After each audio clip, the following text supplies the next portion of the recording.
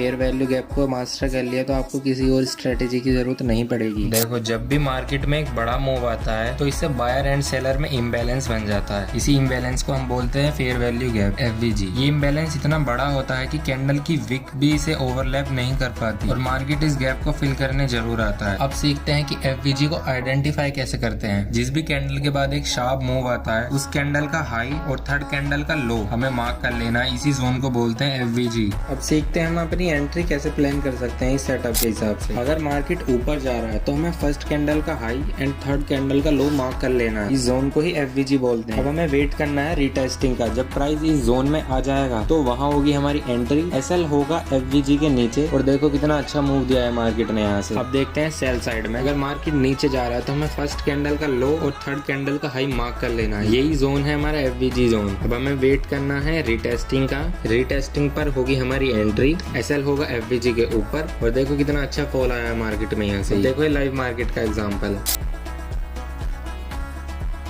और ऐसी ही और ट्रेडिंग की वीडियो के लिए हमें फॉलो कर लीजिए।